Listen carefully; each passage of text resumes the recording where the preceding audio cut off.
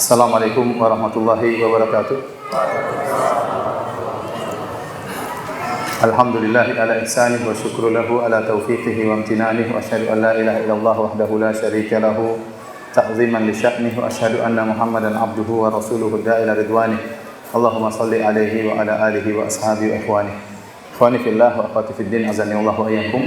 Alhamdulillah, puji dan syukur senantiasa kita panjatkan kepada Allah Subhanahu wa taala atas segala limpahan karunia, nikmat iman, nikmat Islam, masih bisa sujud, masih bisa salat. Alhamdulillah, ini nikmat yang luar biasa. Salawat dan salam tercurahkan selalu kepada junjungan kita Nabi Muhammad sallallahu alaihi wasallam, juga kepada keluarganya serta seluruh sahabatnya tanpa terkecuali.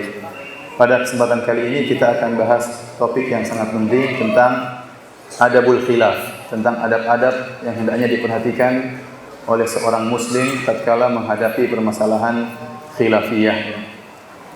Karena jika seorang tidak memiliki adab, tidak mengerti adab dalam masalah permasalahan khilafiyah, maka yang akan timbul dari dirinya adalah sikap arogan, sikap mudah menyalahkan, sikap mudah menyesatkan. Padahal ternyata masalah yang dijadikan hujah untuk menyesatkan orang lain ternyata masih dikhilafkan oleh para ulama. Ya. Dan ini sangat berpengaruh dalam kelangsungan dakwah. Karena dakwah ingin orang-orang berdakwah dengan penuh kelembutan. Ini hukum asal dalam dakwah adalah dengan kelembutan. Ini hukum asal. Dan kita tidak berbuat tegas atau kencang kecuali kalau ada kemaslahatan yang jelas. Namun asalnya seorang dalam berdakwah adalah dengan kelembutan. Oleh karenanya kalau kita lihat bagaimana sikap para ulama, mereka dalam masalah-masalah fikih, terutama masalah khilafiyah, dalam masalah fikih, mereka tidak terlalu kencang. Mereka kencang kalau sudah masalah akidah. Saya akan nukilkan perkataan Syekhul Islam Ibnu Taimiyah rahimahullahu taala yang juga saya nukil dalam risalah saya, risalah S2 tentang jawaban Ibnu Taimiyah terhadap syubhat-syubhat yang dilontarkan oleh penolak sifat. Ya, syubhat-syubhat terperinci ya. Di mana Al-Bazzar, yaitu murid beliau, pernah menukil dari Syekhul Islam Ibnu Taimiyah rahimahullahu taala. Ya. Kenapa Ibnu Taimiyah rahimahullah banyak sekali menulis tentang masalah akidah. Adapun masalah fikih beliau kurang. Yang kalau kita dapati buku-buku beliau rata-rata tentang akidah, ya. Semuanya beliau bantah. Ya. Semuanya beliau bantah. Beliau membantah orang-orang Syiah dalam kitabnya Minhajus Sunnah Nabawiyah, 9 jilid khusus membantah orang-orang apa? Syiah. Beliau membantah orang-orang filsafat dalam bukunya Dar'ut Ta'arudil Aql wan Naql, 11 jilid kalau tidak salah. Kemudian beliau juga membantah para penolak sifat dalam banyak kitab, di antaranya Bayan Talbisul Jahmiyah, sekarang dicetak 8 jilid. Ya. Kemudian buku-buku yang lain, bahkan beliau membantah orang-orang Nasara ya dalam kitabnya Al-Jawabus Sahih liman baddala dinal Masih. Jawaban yang benar terhadap orang yang merubah agama Nabi Isa alaihissalam. Itu dicetak 6 jilid. Rata-rata buku-buku beliau tentang masalah akidah. Benar beliau menulis buku fikih, namun tidak sebanyak buku apa? Akidah. Maka muridnya Al-Bazzar pernah bertanya, wahai guru kami, kenapa anda banyak menulis tentang masalah akidah? Apa jawaban beliau? Al-furu' amruha qarib. Wa man qalladal muslima, wa man qalladal muslimu fiha ahadal ulama al-muqalladin, jaza lahu al-amalu biqaulihi ma lam yatayaqqan khata'uhu. Kata beliau, masalah furu', masalah fikih itu perkaranya ringan. Ya. Kalau ada seorang muslim bertaklid kepada ulama yang memang banyak ditaklidi, artinya ulama yang muktabar, para imam, ya, maka dia boleh beramal dengan pendapat ulama yang dia taklidi tersebut. Selama dia tidak tahu dalilnya. Kata Ibnu Taimiyah, malam yatayaqqan khata'uhu, selama tidak diyakini kesalahan imam yang dia taklidi tersebut. Wa ammal usul, adapun masalah usul yaitu masalah akidah, fa inni ra'aitu ahlal bid'ah wad dhalalat wal ahwa kal mutafalsifati wal batiniyati wal malahidati wal qailina bi wahdatil wujud wal jahmiyah wal hululiyah wal mu'attilah wal mujassim wal musyabbihah wal kullabiyah was salimiyah wa ghairihim min ahlil bid'ah qad tajadabu fiha bi azimati dhalal wa bana li anna katsiran minhum innama qasada ibtal asy-syari'ah al-muqaddasati al-muhammadiyyah adh-dhahirah al-aliyah. Kata beliau, adapun masalah usul, maka saya lihat banyak ahlul bidah, orang-orang yang sesat, pengikut hawa nafsu, seperti ahli filsafat, ahlul kalam, ya. Kemudian Al-Batiniyah yang mengatakan syariatnya zahir ada yang batin. Kalau salat maksudnya bukan gerakan salat, ya. Kalau puasa maksudnya bukan puasa seperti itu, ya.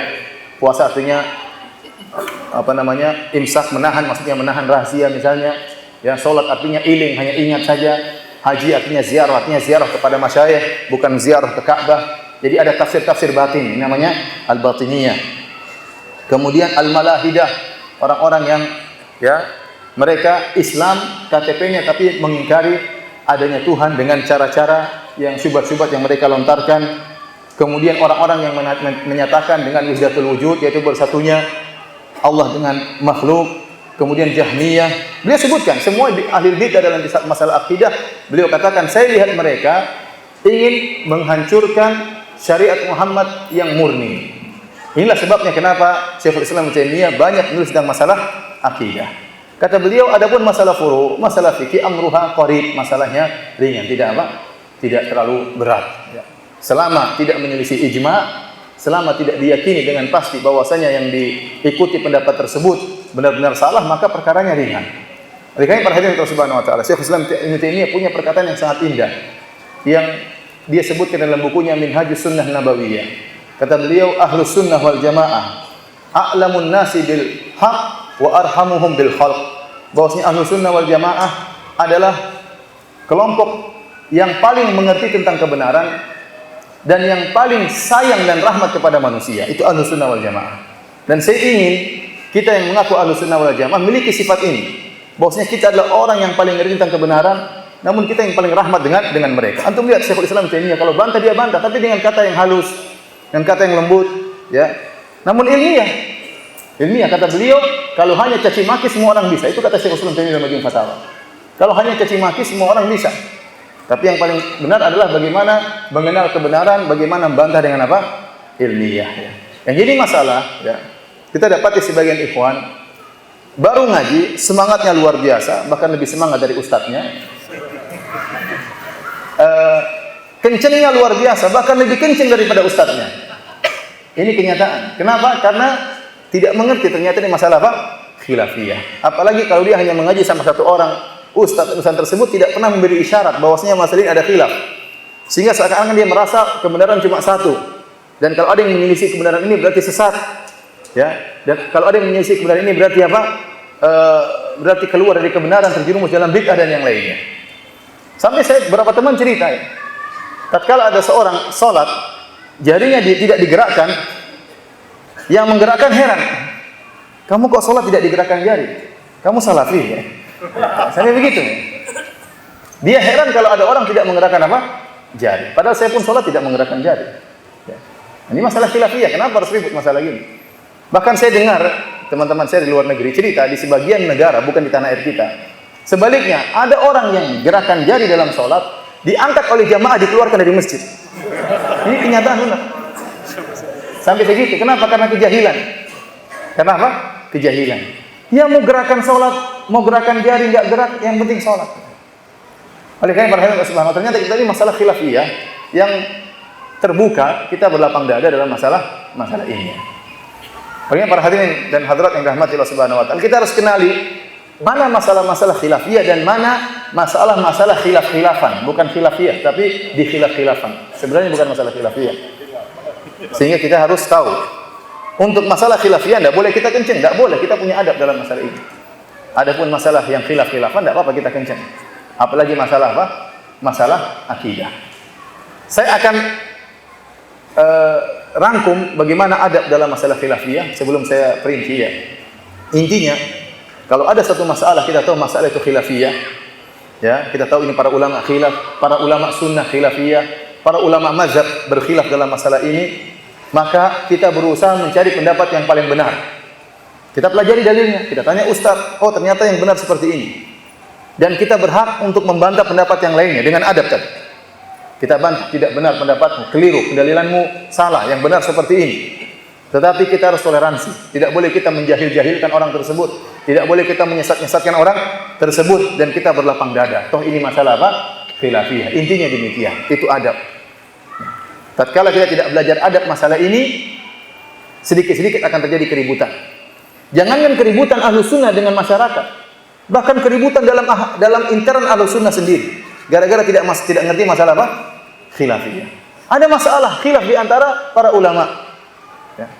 Kemudian terjadi gontok-gontokan, marah-marahan, sesat menyesatkan. Ya. Bagaimana lagi dengan di luar dari Ahlussunnah? Padahal perkaranya ringan. Bukan perkara akidah. Mau dipaksa-paksa jadi perkara akidah. Contoh perkara paling sepele, ya, sederhana, jadi ribut sampai bertahun-tahun. Boleh nggak kita menerima dana bantuan dari sebuah yayasan? Yayasan di luar negeri. Yayasan tersebut masih khilaf di kalangan para ulama. Yayasan tersebut Ahlussunnah atau bukan? Kemudian kalaupun dianggap dia bukan Ahlussunnah, ternyata masih banyak ulama yang membolehkan. Bahkan Syekh Shalih Al Fauzan masih membolehkan. Kemudian sebagian ulama mengatakan tidak boleh. Akhirnya sebagian ikhwan memilih pendapat yang tidak boleh. Mereka menganggap seakan-akan semakin kencang pendapat semakin benar. Ini salah seperti ini. Bukan berarti pendapat semakin kencang semakin berat berarti semakin benar. Tidak lazim seperti itu. Ya, ini kita lebih hati-hati. Toib, Anda lebih hati-hati tidak ada masalah. Namun bukan berarti kemudian Anda mentahdir, menyesat-nyesatkan. Masalahnya bukan masalah akidah, cuma masalah terima dana atau tidak. Waktu kita tanyakan hal ini kepada Syekh Shalih Fauzan, hafizahullah taala, beliau berkata Nabi menerima hadiah dari Al-Muqawqis. Ya. Dari seorang raja yang beragama Nasrani. Rasulullah SAW menerima hadiah tersebut. Rasulullah SAW menerima hadiah dari seorang wanita Yahudiyah tatkala memberikan kambing yang ternyata beracun. Dan bukan masalah akidah. Kenapa kita harus ribut bertahun-tahun, 10 tahun lebih sampai sekarang masih ribut, bahkan di Bali masih ribut. Ini masalah konyol. Ribut tentang masalah konyol, bukan masalah akidah, bukan masalah. Ini mau dipaksa jadi masalah akidah, bagaimana caranya? Ini masalah akidah atau masalah fikih? Masalah fikih, masalah terima uang, taruhlah dari bank kasih uang, terima atau tidak. Ini masalah fikih. Bukan masalah akidah. Jangankan yayasan al-bidah, bank kasih duit nih. Boleh enggak kita terima bangun masjid? Khilaf di kalangan para ulama. Boleh enggak kita menerima uang dari bank untuk bangun apa? Masjid. Yang berpendapat boleh silakan, yang berpendapat tidak boleh silakan. Kenapa harus khilaf? Kenapa harus ribut? Padahal bukan masalah apa? Akidah. Sementara orang-orang yang merusak akidah bergerak di luar dengan banyak. Ada orang Syiah, ada orang liberal, ada orang ahlul kalam, ada orang yang akidahnya macam-macam. Bahkan mereka selamat dari bantahan-bantahan kita hanya membantah saudara kita sendiri. Menyedihkan seperti ini. Ya, kalau khilaf yang keren sedikit lah. Ini khilaf masalah konyol seperti ini ribut. Nanti khilaf lagi masalah pemilu. Boleh milih atau tidak? Masalah ulama khilaf. Syekh Abdul Muhsin Al-Abbad saya dengar berapa kali ditanya, "Ya Syekh, kami di negara kafir, di Amerika. Ada 2 calon, boleh enggak kami milih?" Kata Syekh, "Boleh." Saya ulang dengar berulang-ulang itu. Boleh milih pemimpin yang lebih dekat kepada Islam. Dua-duanya kafir loh. Pilih yang lebih dekat kepada orang Islam. Taib, ada ulama berpendapat tidak boleh ikut sama sekali. Boleh, tidak penting misalnya kita hormati pendapat tersebut. Anda berpendapat tidak boleh milih, silakan. Kita tidak larang. Yang berpendapat boleh milih, dia juga punya pendapat, dia juga punya ulama. Ngapain kita gontok-gontokan masalah ini? Kemudian dikaitkan dengan masalah manhaj, kemudian dikaitkan dengan masalah sesat menyesatkan. Ya. Ini masalah apa seperti ini? Oleh karena para hadirin subhanahu wa ta'ala, tatkala kita tidak mengerti masalah khilafiyah, ya, mana masalah khilafiyah, akhirnya kita membuat kerusuhan dalam barisan Ahlussunnah sendiri, terlebih-lebih lagi dengan di luar daripada barisan Ahlussunnah, sementara kesesatan tersebar di luar sangat luar biasa.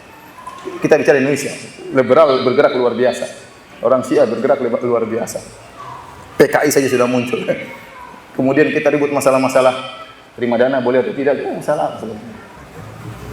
Baik hadirin hadirat yang dirahmati Allah Subhanahu wa taala. Namun demikianlah terkadang syaitan datang membesar-besarkan masalah ini karena syaitan ingin kita ribut. Apa kata Nabi sallallahu alaihi wasallam?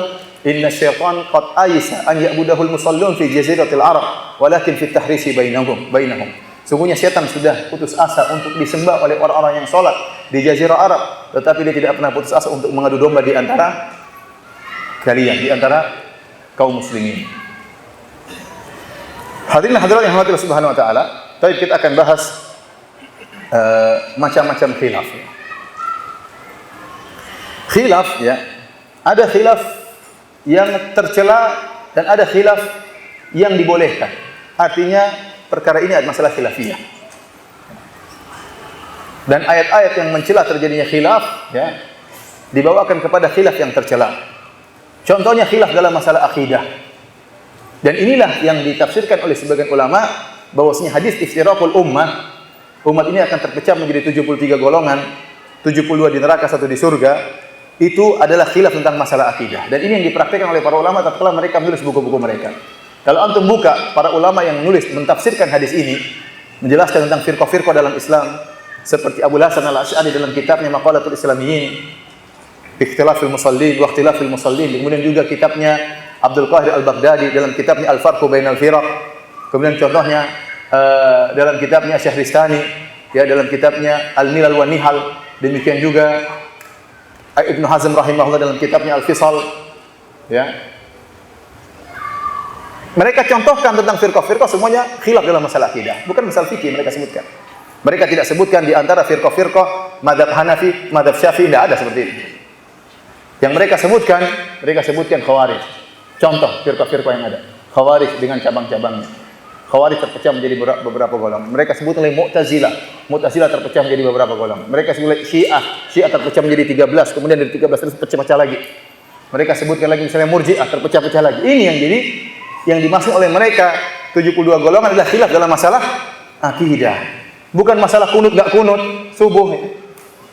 Masa gara-gara itu menyesatkan? Mau bismillah baca keras atau tidak? Masa gara-gara gitu sampai enggak boleh sholat? Saya enggak mau sholat di belakang orang ini. Kenapa? Bismillahnya tidak dikeraskan.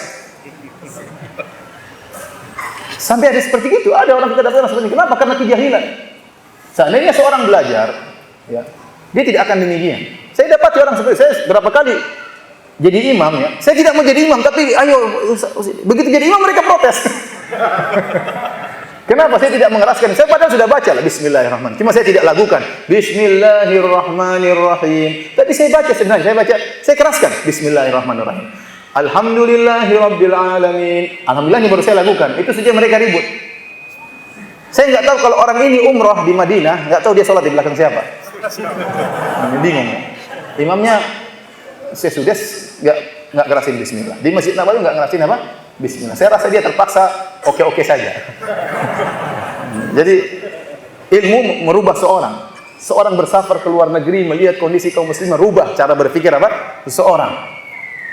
Lingkungan itu mempengaruhi cara berpikir apa? Seseorang. Saya dulu juga meyakini kalau orang tidak kunut, saya tidak mau salat di belakang dia. Ini enggak benar. Ternyata saya telah belajar ke Madinah, saya tahu ini masalah khilafiyah. Masalah ringan, enggak usah diperebutkan. Dulu kalau orang 23 rakaat, saya enggak masalah di belakang dia, salat tarawih. Dulu seperti itu. Saya rasa ini bid'ah, sesat, tidak boleh salat di belakang orang seperti ini. Setelah saya belajar, saya ngerti ternyata ini masalah apa? Khilafiyah. Oleh karenanya para hadirin, khilaf yang mazmum, khilaf yang tercela, ya. Di antaranya adalah khilaf masalah akidah yang berkaitan tentang masalah usul. Seperti khilafnya orang-orang Khawarij, khilafnya orang-orang Rafidhah, khilafnya orang-orang Mu'tazilah, khilafnya orang-orang Al-Qur'aniyin yang hanya berdalil dengan Al-Qur'an dan menolak hadis-hadis Nabi sallallahu alaihi wasallam. Mereka, ya, contohnya memiliki cara berpikir yang salah dalam beristidlal. Ini khilaf yang tercela. Contohnya, ya, seperti pendapat sebagian mereka mendahulukan akal daripada dalil. Taqdimul aql ala naql. Ini pendapat sebagian firqah. Oleh karena Syekhul Islam Ibnu Taimiyah membantah pendapat seperti ini dalam kitabnya Dar'u Ta'arudil Aql wa Naql 11 jilid. Bicarakan masalah ini. Pendapat sebagian orang yang menyatakan kalau akal dan dalil bertentangan, maka harus dahulukan apa? Akal. Dalil dibuang. Yang paling utama apa? Akal. Jadi dalil harus masuk akal. Akal dia tentunya. Paham? Ini dibantah hadis oleh Syekhul Islam Taimiyah 11 jilid dalam kitabnya apa? Dar'u Ta'arudil Aql wa Naql. Ini barang saya yang membaca buku ini buku susah untuk dipahami. Kecuali orang yang biasa membaca buku Ibnu Taimiyah. Sampai sebagian syekh mengatakan barang siapa baca buku ini cepat tua. Saking apa? Beratnya. Ini salah. Ini orang yang ini sesat seperti ini, pemahaman sesat. Karena kita ini harus tunduk kepada apa? Dalil. Sementara akal kita sangat lemah. Sehingga sebagian kita anggap tidak sesuai dengan akal, ternyata menurut orang lain masuk akal, menurut akal ini tidak masuk akal. Maka tidak boleh kita mendahulukan akal daripada dalil. Sehingga banyak dalil yang ditolak gara-gara tidak sesuai dengan apa? Akal dia. Sehingga muncullah firqah-firqah Jahmiyah, Mu'tazilah, Kullabiyah. Semuanya berbeda pendapat dalam mensikapi hadis-hadis Nabi dan ayat-ayat Allah Subhanahu wa taala. Kenapa? Masing-masing pakai akalnya. Menurut akal ini tidak masuk akal, menurut akal berikutnya masuk akal, menurut akal sendiri tidak masuk akal. Sehingga tatkala Al-Qur'an dan Sunnah ditimbang dengan akal siapa mau kita timbang Al-Qur'an dan Sunnah? Apakah akalnya Jaham bin Safwan? Atau akalnya Wasil bin Atha? Atau akalnya Amr bin Ubaid al-Mu'tazili, atau akalnya misalnya Muhammad bin Sa'id bin Kullab dan Kullabiyah, ya, atau akalnya siapa? Atau akalnya Abu Bakar radhiyallahu taala anhu, atau akalnya para sahabat? Mau akal siapa? Justru harusnya ya akal ditimbang dengan Al-Quran dan Sunnah, bukan sebaliknya. Ini bahaya. Contohnya lagi, khilaf mereka dalam masalah akidah seperti tidak menerima hadis ahad dalam masalah akidah. Ini juga tidak pernah. Ini bukan pendapat salaf dan ini dibantah oleh para ulama. Tidak benar seperti ini. Dan ini adalah usul yang dilontarkan oleh orang-orang Mu'tazilah, sehingga mereka menolak hadis-hadis yang menyebutkan tentang masalah akidah. Bahkan meskipun hadis-hadis tersebut mutawatir, karena mereka tidak mengerti ilmu hadis, kata mereka ini hadis ahad, padahal hadisnya mutawatir. Contoh, mereka menolak tentang hadis-hadis yang meriwayatkan bahwasanya Allah bisa dilihat pada hari kiamat. Hadis-hadis tersebut mutawatir, diriwayatkan lebih dari 20 sahabat. Kata mereka hadisnya ahad, ditolak, padahal hadisnya mutawatir. Contohnya mereka menolak hadis-hadis tentang haud, tentang telaga Nabi SAW, padahal yang meriwayatkan 56 sahabat, mereka tolak. Padahal hadisnya apa? Mutawatir. Mutawatir maksudnya diriwayatkan oleh banyak sahabat. Kalau mereka mengatakan yang meriwayatkan hadis akidah kurang dari 10 sahabat, ditolak. Ini akidah yang bahaya, makanya dibantah. Dan ini membuat terjadinya khilaf yang tercela. Contohnya seperti pernyataan orang-orang Syiah bahwasanya imam-imam mereka maksum. Dan ini benar pernyataan mereka. Saya sempat berdialog dengan sebagian orang Syiah. Ya, waktu kita berbicara tentang definisi hadis, saya bilang, apa itu definisi hadis? Kata dia, definisi hadis ternyata hadis Nabi dan hadis imam. Kalau kita umat Islam, adanya Al-Quran dan hadis Nabi. Karena hanya Nabi yang maksum. Sehingga tatkala hanya Nabi yang maksum, maka perkataan dan perbuatan Nabi adalah dalil. Selain Nabi tidak bisa jadi dalil, kecuali sepakat dengan Nabi SAW. Abu Bakar bukan dalil, Umar bukan dalil, kecuali perkataan Abu Bakar dan Umar sesuai dengan apa? Dalil. Kenapa? Abu Bakar mungkin salah, Umar radhiyallahu anhu mungkin salah, para sahabat mungkin salah, para imam mungkin salah. Kata Imam Malik, kullun yu'khadhu min qawlihi wa yurad ila sahib hadzal qabr. Setiap orang bisa diambil perkataannya, bisa dibuang, kecuali Nabi Muhammad SAW. Nah, orang Syiah punya keyakinan lain. Kata mereka, imam-imam juga apa? Maksum. Sehingga dalam buku-buku mereka, dalam buku-buku hadis mereka, seperti Al-Kafi, ya, Lil-Kulaini, seperti Biharul Anwar, karangan Al-Majlisi, buku-buku mereka yang lain, ya, yang mereka cantumkan hadis-hadis bukan cuma hadis Nabi cuma sedikit. Kebanyakan imam ini bilang ini, imam ini bilang ini, imam ini bilang ini, imam ini bilang ini. Padahal Allah berfirman, fa in tanaza'tum fi syai'in farudduhu ila Allahi war Rasul. Kalau kalian berselisih, kembalikanlah kepada Al-Qur'an dan apa? Sunnah Nabi maksudnya, kepada Rasul. Ternyata mereka harus tambah war Rasul dan para imam harusnya. Makanya saya bilang sama dia, kita nggak bisa nyambung kalau begini caranya. Kenapa kita tidak bisa nyambung sama Ahmadiyah? Karena sumber hukumnya berbeda. Kita punya Al-Quran, kita punya hadis. Ahmadiyah Al-Qurannya lain, sudah ada tambahan. Bagaimana kalau mau khilaf, bagaimana mau nyambung? Kalau kita mau cari titik temu, harus ada sumber hukum yang sama kita sepakati. Baru kita merujuk ke sumber hukum yang kita sepakati. Nah, kalau sumber hukum sudah tidak kita sepakati, gimana mau nyambung? Al-Quran kita sama, hadis Nabi oke, tetapi hadis imam-imam gimana ceritanya? Bahkan dia berkata bahwasanya imam-imam ditunjuk oleh Allah Subhanahu wa taala. Langsung. Jadi Allah menunjuk setelah Nabi meninggal harus imamnya Ali bin Abi Thalib. Setelah Ali bin Abi Thalib harus imamnya Hasan. Setelah Hasan meninggal harus imamnya Husain. Kalau Husain meninggal harus imamnya Ali Zainal Abidin. Ali Zainal kalau meninggal harus imamnya Muhammad Al-Baqir. Muhammad Al-Baqir kalau meninggal harus imamnya Ja'far As-Shadiq, sampai imam yang ke-12 Muhammad Al-Hasan yang umur 5 tahun hilang sejak tahun 200 sekian sampai tahun 1437 masih belum muncul. Sudah 1200 tahun dia menghilang. Jadi saya bilang ini khilaf yang tercela. Ini khilaf yang tercela yang buat kita berpisah. Kenapa? Menganggap ada orang maksum selain Nabi Muhammad SAW. Sekarang kalau kita renungkan, apa bedanya imam sama Nabi kalau begitu? Coba. Apa bedanya imam dengan Nabi menurut orang Syiah? Bedanya apa? Sama-sama ditunjuk oleh Allah, iya. Sama-sama maksum, iya. Sama-sama bikin syariat, iya. Terus bedanya apa kalau begitu? Seakan-akan mereka mengatakan Nabi belum selesai. Masih ada nabi-nabi yang lain sampai 12 nabi. Namanya imam, tapi fungsinya seperti apa? Seperti Nabi. Paham? Buktinya perkataan dia juga hadis. Makanya ini khilaf yang berbahaya, yang tercela. Contohnya lagi khilaf dalam masalah akidah yang diikuti oleh sebagian orang-orang yang tenggelam dalam sufiyah, namun dengan cara yang keliru. Dia menganggap wali-wali juga maksum. Ini sama, ini pengaruh dari orang Syiah. Katanya ada wali maksum, nggak mungkin salah. Loh, siapa yang bilang wali ini nggak mungkin salah? Abu Bakar dijamin masuk surga salah. Umar dijamin masuk surga bisa salah. Utsman dijamin masuk surga bisa salah. Ali dijamin masuk surga bisa salah. Ini wali yang jamin masuk surga siapa? Kok benar terus nggak mungkin salah? Sampai kalau ada wali yang minum khamar katanya itu juga benar. Kok bisa benar?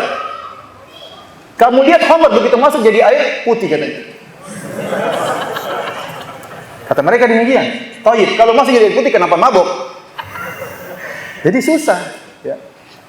Kalau ada orang wali misalnya duduk sama cewek, ya sudah harus benar. Kenapa? Maksum, nggak boleh salah. Kalau dibilang salah berarti jatuhlah kewaliannya. Saya bilang syarat harus jadi wali tidak boleh salah. Dari mana dalilnya? Ini kesalahan yang berbahaya. Contohnya mengambil sumber hukum dari mimpi.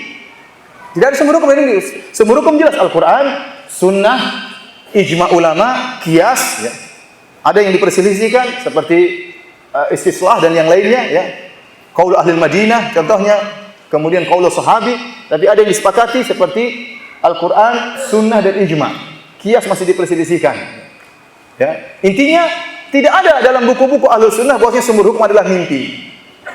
Jadi masalah tatkala sumber hukum adalah mimpi. Akhirnya timbul fikih yang baru. Ada orang punya wirid, cara wirid yang baru. Dari mana kau dapat wirid ini? Oh, Nabi ketemu saya dalam mimpi ngajarin saya seperti ini. Ya, repot seperti itu. Ya. Ada yang lebih parah, bukan ketemu Nabi dalam mimpi. Saya lagi tidur, Nabi datang ngajarin saya wiridan. Kan repot seperti itu. Sehingga firman Allah, "Al-yauma akmaltu lakum dinakum," pada hari ini aku telah sempurnakan bagi kalian agama kalian, tidak jadi, batal. Kenapa? Agama belum sempurna, masih ada wirid-wirid yang belum diajarin. Ini seperti ini bukan sumber hukum, bukan cara beristidlal. Atau yang menggunakan istidlal dengan kasyf. Tiba-tiba dia merasa ada diungkapkan oleh Allah begini-begini, timbullah firqah batiniyah. Ada tafsir-tafsir batin yang tidak pernah diajarkan oleh Nabi sallallahu alaihi wasallam. Maksud saya ini khilaf-khilaf seperti ini adalah khilaf-khilaf yang tercela dan menimbulkan timbulnya firqah-firqah dalam Islam.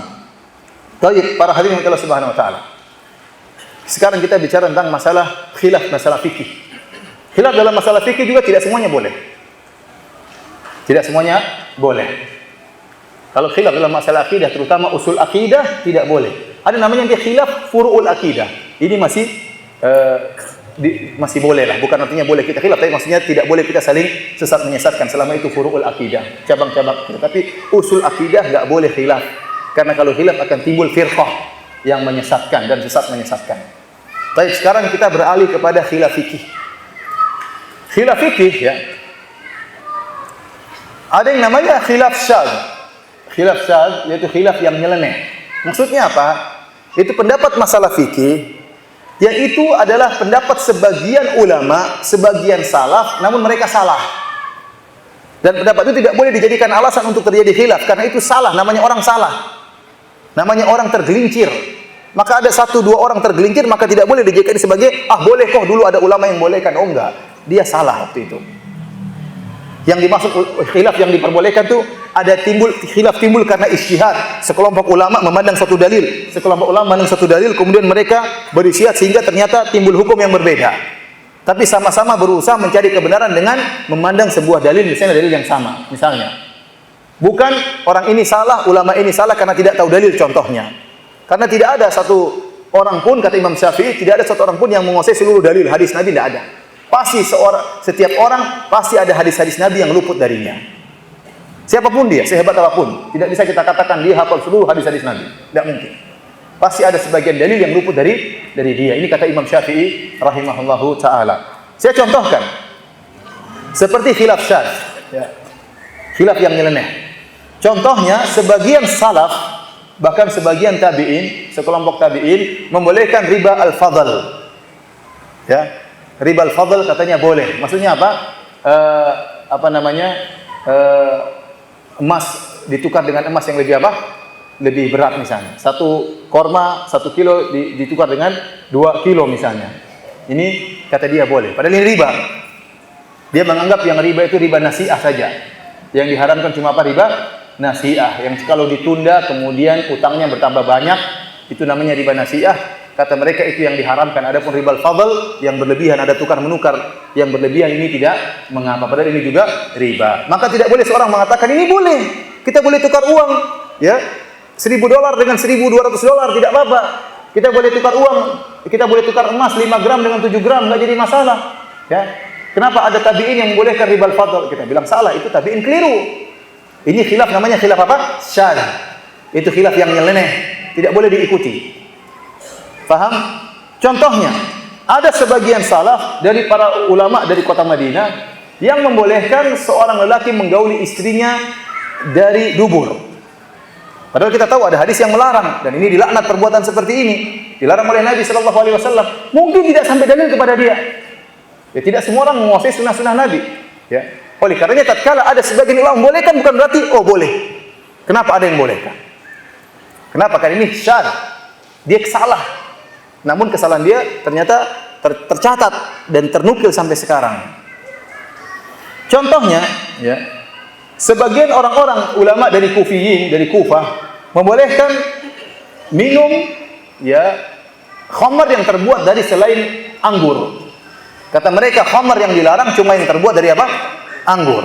Adapun yang selain dari anggur, meskipun itu khamar selama tidak teler boleh. Contohnya khamar dibuat dari beras, dari korma, oh tidak apa-apa, yang penting tidak mabuk. Kalau anggur tidak boleh. Dan ini menyelisih pendapat ulama dan menyelisih hadis-hadis Nabi. Justru waktu diturunkan haramnya khamar di kota Madinah, penduduk kota Madinah buat khamar dari korma, bukan dari anggur. Kebanyakan mereka buat khamar dari mana? Dari korma, bukan dari anggur. Nah, mereka sebagian mazhab Hanafiyah dari ulama Kufiyin, dari ahlu Kufah, mereka mengatakan khamar tersebut selama bukan dari anggur masih boleh diminum. Ini kita katakan khilaf yang apa? Syadz, keliru, jangan dijadikan dalil. Oh, enggak apa-apa kan masalah khilafiyah, enggak boleh seperti itu. Kenapa? Karena cuma secuil ulama yang bolehkan, karena mereka salah. Contohnya lagi kita dapati sebagian ulama salaf membolehkan nikah mut'ah. Nanti kita bilang, orang-orang Syiah mengatakan nikah mut'ah boleh, sebagian Ahlussunnah membolehkan. Kita bilang itu salah dia. Mungkin dia tidak tahu ada hadis yang memansuhkan, tidak sampai kepada dia, sehingga dia membolehkan nikah mut'ah. Nah, contoh sebagian ulama ada yang membolehkan musik, seperti Ibnu Hazm Al-Andalusi. Beliau membolehkan musik. Kenapa? Beliau mendhaifkan hadis dalam Sahih Al-Bukhari. Namun beliau menyelisih ijma'. Ternyata ijma' ulama dari 4 mazhab semuanya mengharamkan berdasarkan ayat Al-Quran, berdasarkan hadis-hadis Nabi yang sahih. Tidak boleh seorang mengatakan masalah khilafiyah ini kenapa Ibnu Hazm bolehkan, ada ulama yang bolehkan. Kita bilang dia sendiri yang bolehkan, yang lain semua apa? Mengharamkan. Kenapa? Ini khilaf yang syadz. Maka ini tidak ada toleransi khilaf seperti ini. Paham? Baik, sekarang kita bahas tentang khilaf yang dhaif. Ada khilaf yang dhaif. Khilaf itu ada dari ulama terkenal namun sangat lemah. Contoh sederhana seperti mazhab Hanafiyah menyatakan bahwasanya tumakninah bukan rukun salat. Sehingga ini kita lihat, kalau kita lihat orang-orang saudara-saudara kita dari Pakistan, India, Bangladesh, kalau salat cepat banget. Jadi rukuk belum sudah. Kalau kita rukuk begini dulu, baru kemudian sami Allah liman. Mereka belum sudah balik lagi. Karena menurut mereka bukan rukun salat. Dan ini menyelisihi hadis-hadis Nabi. Dan ini khilaf tapi kita bilang lemah, tidak boleh kita amalkan, pasti kita bantah. Ini khilaf bukan khilaf syadz, tapi khilaf yang apa? Lemah, derajatnya lebih rendah. Kalau syadz itu benar-benar menyeleneh, ini memang ada pendapat namun sangat lemah.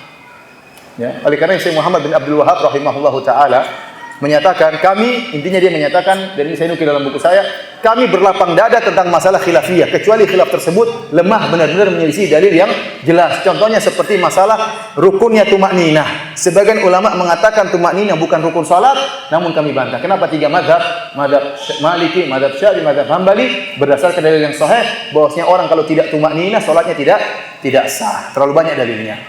Ini khilaf yang lemah, kita tolak. Kita tidak toleransi, kita bantah. Tapi masih lebih ringan daripada khilaf yang pertama. Nah, khilaf yang harus kita toleransi namanya khilaf yang qawi, khilaf yang kuat. Nah, Ustaz, bagaimana kita tahu khilaf ini kuat atau syadz atau lemah?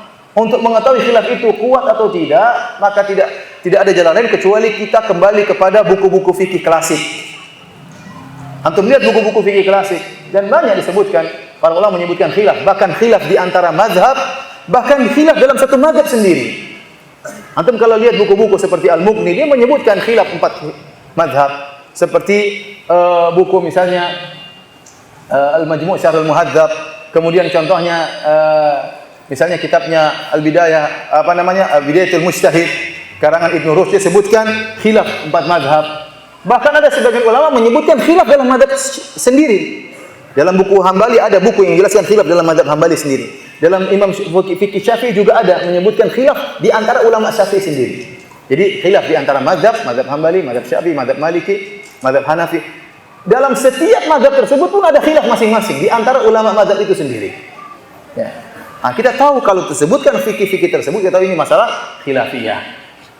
Ustaz, kalau begitu yang tahu ini khilaf qawi atau tidak, kuat atau tidak hanya para ustaz. Ya benar. Karena ente tidak tahu baca kitab gundul.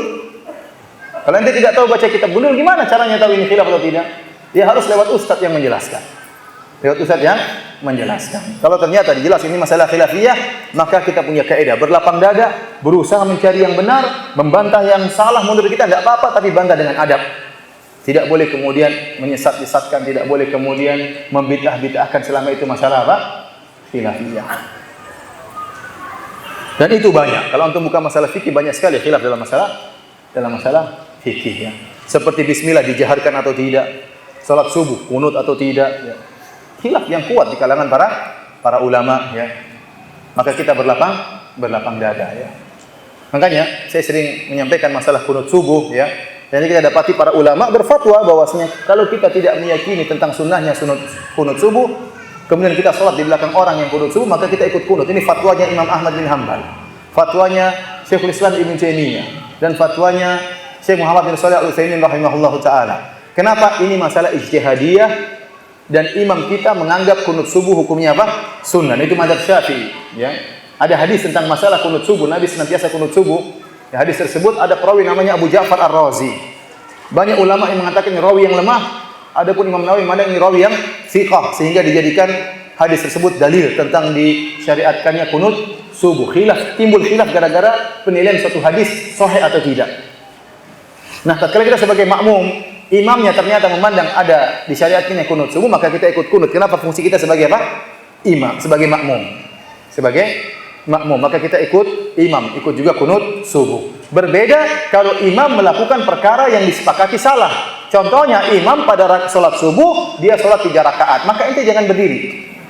Ente tetap rakaat kedua nunggu dia turun lagi. Kenapa? Karena ini sudah jelas apa? Salah. Paham? Baik, hadirin dan hadirat yang dirahmati oleh Allah Subhanahu wa taala. Makanya Ibnu Taimiyah mengatakan, "Man khalafal kitab al-mustabin." Siapa yang disebut dengan ahlul bidah? Yaitu orang menyelisih Al-Qur'anul Karim yang jelas. Wa sunnah al-mustafidhah, menyelisihi sunnah Nabi yang terkenal, dikenal semua orang ini sunnah Nabi, namun dia nekat menyelisihi. Oleh karenanya ada permasalahan fikih namun dimasukkan dalam buku akidah. Contohnya masalah mengusap khuf. Bagi orang yang musafir boleh mengusap khuf, tidak perlu membuka sepatu untuk dicuci tatkala berwudu, cukup mengusap di bagian depan khuf sepatu. Bagi orang musafir 3 hari, bagi orang tidak musafir apa? 1 hari. Ini masalah fikih sebenarnya. Namun ternyata diriwayatkan kalau tidak salah 80 sahabat meriwayatkan tentang bolehnya mengusap khuf, tidak perlu membuka sepatu. Ternyata orang-orang Syiah menyelisih hal ini. Maka mereka bisa dikatakan ahlul bidah karena mereka nekat menyelisih sunnah Nabi yang sudah jelas-jelas diriwayatkan oleh 80 apa? Sahabat. Bagi orang Syiah mereka tidak peduli kenapa sahabat apapun ini kafir semua masalahnya. Kecuali Ali bin Abi Thalib, kecuali beberapa orang. Ternyata di antara sahabat yang meriwayatkan tentang bolehnya mengusap khuf, Ali bin Abi Thalib radhiyallahu taala anhu. Tapi intinya ini masalah fikih, namun dianggap masalah akidah. Kenapa? Karena ini diriwayatkan dengan sunnah yang mutawatirah. Makanya Ibnu Taimiyah mengatakan, siapakah ahlul bid'ah? Kata beliau yaitu orang yang jelas menyelisihi Al-Qur'an yang jelas dan orang menyelisih sunnah yang jelas yang mutawatir diketahui oleh semua orang. Atau ya ma ajma alaihi salaful ummah, atau menyelisih ijma'nya salaf. Khilafan la yu'dharu fihi, dia menyelisih dengan satu khilaf tidak ada udzur baginya. Fahadha yu'amalu bima yu'amalu bihi ahlul bid'ah, maka ini dimuamalai sebagaimana bermuamalah dengan ahlul bid'ah. Jadi tidak setiap ada kesalahan kemudian kata ini ahlul bid'ah ini salah dan macam-macamnya. Tapi para hadirin Allah Subhanahu wa taala ya. Kata Az-Zahabi rahimahullah, "Wa man anada aw kharaqa al-ijma' fa huwa ma'zur." Pakai zai, ma'zur. Barang siapa yang menentang, membangkang dan menyelisih ijma' ulama, maka dia berdosa. Ini yang Ini yang dikatakan berdosa. Adapun kalau hanya menyelisih masalah khilafiyah, ijtihadiyah, maka tidak boleh kita sesatkan. Dan kita lihat, inilah pemahaman adab khilaf inilah yang diwarisi oleh para ulama ahlu sunnah sampai sekarang. Antum lihat, khilaf antara Syekh Albani rahimahullah dengan ulama Al-Mamlakah Al-Arabiyah Saudiyah, ulamanya Arab Saudi, banyak dalam banyak hal.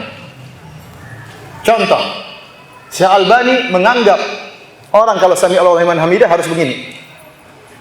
Sementara ulama Saudi rata-rata sami Allahu liman hamidah harus begini. Syekh Albani menganggap kalau begini itu bid'ah. Paham?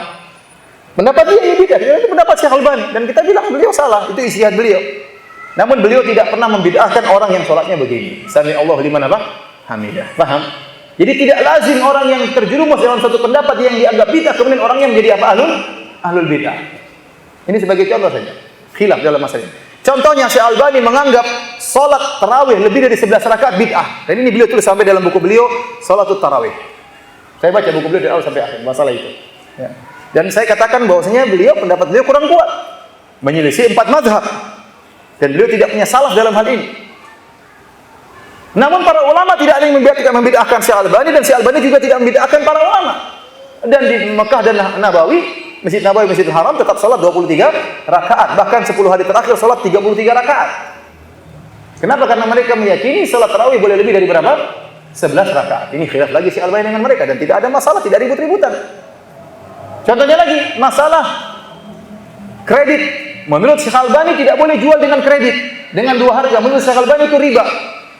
Sementara ulama Arab Saudi lain lagi pendapat mereka. Mereka mengatakan hadis Nabi sallallahu alaihi wasallam, "Man ba'a bai'ataini falahu awqasuhuma awir riba."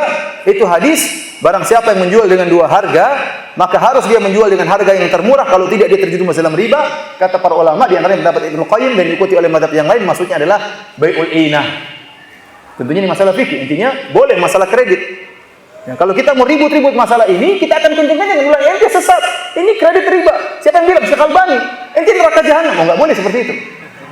Kenapa? Karena ini masalah khilafiyah. Bukan masalah riba yang disepakati. Nah, kalau kita membesarkan masalahnya jadi besar, karena ini masalah riba, jangan dianggap enteng. Ternyata masalah khilaf, ada yang menganggap itu bukan apa? Riba. Mas, ngapain kita ribut-ribut kemudian membesar-besarkan masalah ini? Selama ini masalah apa? Khilafiyah. Kalau kita mau ribut-ribut jadi ribut karena riba berbahaya. Contoh lagi, Syekh Albani berselisih dengan para ulama masalah cadar. Syekh Albani mengatakan tidak wajib apa? Memakai cadar. Ulama Saudi menganggap itu wajib memakai apa? Cadar. Masalah khilaf di antara mereka. Ini khilaf dengan Syekh bin Baz sangat banyak. Kalau Syekh bin Baz ditanya, siapakah mujaddid hadzal asr? Wahai Syekh bin Baz, siapakah pembaharu abad ini? Kata Syekh bin Baz, Al-Albani. Syekh Albani, kata Syekh bin Baz. Dengan penuh penghormatan kepada Syekh Albani. Bahkan mereka khilaf, bukan cuma masalah fikih, bahkan mereka khilaf dalam masalah yang sangat berbahaya, yaitu masalah bolehkah Saudi menyewa tentara Amerika untuk turun di Arab Saudi untuk melawan Irak waktu itu. Ini masalah berbahaya, masalah keselamatan jutaan manusia. Karena menurut orang-orang Saudi, kalau Saddam Hussein sudah, semoga Allah merahmatinya, kalau dia meninggal Islam ya, kemudian kalau dia menyerang Kuwait sudah kalah, dia akan menyerang Saudi. Sementara Kuwait orang-orang Muslim juga, tapi diserang oleh apa? Saddam Hussein. Maka menurut kebijaksanaan pemerintah Arab Saudi yang didukung oleh fatwa sebagian ulama, yaitu Syekh bin Baz, boleh kita minta tolong dengan orang yang kafir, yang musyrik dalam rangka untuk menolak apa? Kemudaratan. Ibarat ada orang masuk dalam rumah pencuri, ada polisi orang kafir, tidak apa kita minta tolong, itu ada pencuri. Meskipun polisi ini orang apa? Kafir. Ini contohnya sederhana. Syekh Albani mengatakan tidak boleh. Dengan dalilnya, dengan perdebatan. Dan ini masalah berbahaya, masalah tentang jutaan nyawa, jutaan manusia. Berakibat tentang pertumpahan darah. Toh mereka berbeda pendapat, mereka saling menyayangi. Nah, antum berbeda pendapat masalah jari gerak atau tidak ada yang mati. Mau gerak-gerak, mau enggak ada yang mati. Ini kalau salah berfatwa bisa menimbulkan banyak yang meninggal dunia. Paham? Ternyata mereka saling apa? Menyayangi. Jadi hatinya harus lapang. Masa masalah memilih, boleh memilih atau tidak, kemudian ribut, gontok-gontokan, sesat menyesatkan, dituduh dukun, dituduh macam-macam. Sampai ada yang nuduh dukun. Ini tahu nggak masa depan? Kenapa bilang nanti kalau ini yang terpilih kemudian begini-begini? Emang dia dukun sejak masalah lari ke dukun masalah begini. Nggak tahu pernah belajar masalah kaidah akhafud dararain, tahu atau tidak masalah kaidah tersebut? Irtikabu akhafud dararain. Jadi Ini karena kejahilan. Kalau orang ngerti, dia tahu ini masalah khilafiyah, selesai urusan. Oleh karena perhatian subhanahu wa ta'ala, jadi maksud saya, kita lihat para ulama, mereka khilaf dalam masalah-masalah besar, tapi mereka berlapang dada. Nah, kita kenapa masalah-masalah yang bukan masalah besar, kemudian kita harus ribut. Nah, kalau kita berselisih, bantah, boleh bantah, tidak apa-apa, kita bantah dengan ilmiah, dengan menghormati saudara kita. Kita tahu saudara kita di atas sunnah, kita tahu saudara kita membantah ahlul bid'ah, kita tahu saudara kita berjuang, mungkin bahkan nyawanya terancam gara-gara membantah ahlul bid'ah. Kemudian kenapa kita sesatkan sendiri? Dia punya salah, mungkin salah. Kalau kita berbeda pendapat, dan kita bantah dengan bantahan ilmiah. Tidak harus mencela, mencap sesat dan macam-macamnya. Ini orang tidak mengerti adab khilaf. Oleh karenanya, Ahlus Sunnah wal Jamaah punya manhaj. Manhaj dalam berakidah, di antaranya manhaj dalam masalah khilafiyah. Apa itu manhaj Ahlus Sunnah wal Jamaah? Toleransi dalam masalah khilafiyah. Berlapang dada, menghormati pendapat yang lain. Boleh menyalahkan tapi tidak boleh sesatkan. Nah, kalau Anda tidak mengetahui hal ini, berarti Anda tidak tahu manhaj Ahlus Sunnah dalam masalah apa? Khilafiyah. Baik para hadirin dan hadirat yang dirahmati oleh Allah Subhanahu wa taala. Demikian juga ada masalah-masalah khilafiyah dalam masalah furu'ul akidah, bukan cabang akidah, bukan usul akidah. Ini pun masih kita berlapang dada. Contohnya, sebagian salaf dahulu khilaf. Apakah Nabi SAW tatkala Mi'raj, tatkala naik ke langit yang ketujuh, melihat Allah atau tidak? Ada khilaf di kalangan para sahabat.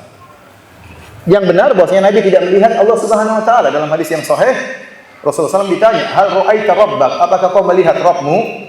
Kata Nabi SAW, "Nurun anna arahu." Ada cahaya yang menghalangi bagaimana saya bisa melihat Allah Subhanahu wa taala. Tetapi mereka semua sepakat, usul akidahnya apa? Usul akidahnya Nabi berisra Mi'raj. Ini yang pokoknya. Cabang dari masalah ini, lihat atau tidak, ini masalah furu', bukan. Nah, kalau ada orang mengingkari Isra Mi'raj, kita bilang ini mungkin orang kafir. Tapi bukan itu yang mereka khilafkan. Yang mereka khilafkan, lihat Allah atau tidak tatkala Isra Mi'rajnya. Maka itu furu'ul akidah, mereka tidak saling menyesatkan masalah ini. Contohnya juga dalam masalah Isra Mi'raj, sebagian salaf khilaf, apakah Nabi waktu Mi'raj dengan jasadnya atau dengan ruhnya saja? Masalah Isra Mi'rajnya mereka sepakat sama-sama terjadi, tapi mereka berselisih dalam masalah furu'nya. Apakah Nabi bermi'raj dengan ruhnya atau dengan jasadnya juga? Kenapa? Karena Nabi SAW waktu pergi ke Masjidil Aqsa bertemu dengan ruh-ruh para nabi. Tatkala Rasulullah SAW pergi ke langit ketujuh, mereka di langit-langit Rasulullah SAW juga bertemu dengan apa? Para anbiya. Sehingga ada timbullah khilaf. Apakah Nabi bermi'raj dengan rohnya saja atau ruh dengan jasadnya? Benar, ruh dan jasadnya. Tetapi ini juga masalah khilafiyah dalam furu'ul akidah, dalam cabang-cabang akidah, maka tidak boleh kita saling sesat menyesatkan. Oleh karenanya para hadirin hadirat yang dirahmati Allah Subhanahu wa taala, ya, saya akan sebutkan contoh-contoh para salaf, ya. Karena waktu kita terbatas. Sebenarnya mau dibahas panjang tentang sebab-sebab terjadi khilaf, namun mungkin ini bukan bahasan kita, ya. Saya ingin sampaikan bagaimana contoh para salaf dahulu, ya, tatkala mereka menghadapi masalah khilafiyah.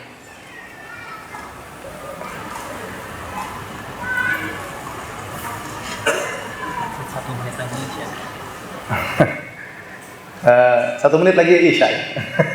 Ya sudah, kita isya dulu, ya. Kita isya dulu, nanti habis salat isya kita lanjutkan. Tinggal sedikit yang ini saya sampaikan. Wallahu taala alam bisawab. Assalamualaikum warahmatullahi wabarakatuh. Bismillahirrahmanirrahim. Alhamdulillah, salatu wassalamu ala Rasulillah wa ala alihi wa ashabihi wa mawala.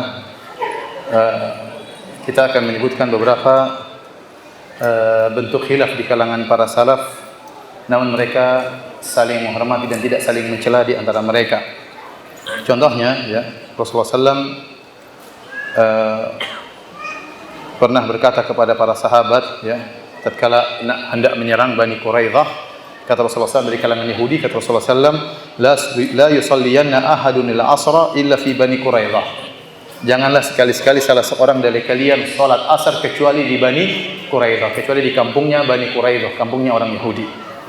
Maka mereka menuju kampung Bani Quraidah, di tengah perjalanan mereka mendapati waktu salat asar. Maka khilaf di kalangan para sahabat menjadi dua pendapat. Sebagian sahabat mengatakan kita tidak boleh salat kecuali di sana, karena Nabi mengatakan jangan sampai kalian salat kecuali di kampungnya Bani Quraidah. Maka mereka tidak salat, mereka lanjutkan perjalanan. Nanti sudah sampai di kampungnya Bani Quraidah orang-orang Yahudi baru mereka salat. Sebagian lain berpendapat tidak. Maksud Nabi kita segera, bukan secara zahirnya. Oleh karenanya sebagian mereka waktu dapat sholat asar di tengah jalan, mereka sholat sebelum sampai ke Bani Qurairah. Terjadilah dua pendapat di kalangan para sahabat. Tatkala hal ini disampaikan kepada Nabi sallallahu alaihi wasallam, falam ya'ib wahidan minat ta'ifatain. Ternyata Rasulullah SAW tidak mencela salah seorang pun dari dua kelompok ini, karena mereka khilaf dan mereka saling menghargai, dan Nabi tidak mencela mereka dua kelompok ini. Syekhul Islam mengomentari hadis ini, Ibnu Taimiyah rahimahullah, beliau berkata, wa hadza wa in kana fil ahkami fama lam yakun minal usulil muhimmati fa huwa mulhaqun bil ahkam. Kata Syekhul Islam, dan ini permasalahan tidak saling mencela, ya. Ini datang dalam hadis masalah fikih. Jadi masalah salat di kampung Bani Quraidah atau tidak, ini masalah fikih. Tapi kata Ibnu Taimiyah, demikian juga masalah usul yang tidak penting seperti furu' dari cabang akidah, maka diikutkan seperti masalah fikih. Tidak boleh saling mencela. Oleh karenanya, lihat, Ibnu Mas'ud dan Umar bin Khattab adalah dua sahabat yang saling mencintai. Namun Ibnu Qayyim rahimahullahu taala mengumpulkan perselisihan antara Ibnu Mas'ud dengan Umar bin Khattab sampai ada 100 masalah khilaf di antara mereka berdua. Dan mereka saling menghormati, ya. Ibnu Mas'ud memuji Umar bin Khattab radhiyallahu taala anhu, padahal terjadi perselisihan di antara mereka berdua sampai 100 permasalahan. Dan ada khilaf-khilaf yang demikian juga, ya, khilaf di antara para salaf, ya. Seperti khilaf di antara ahlul ra'yi dengan ahlul hadis.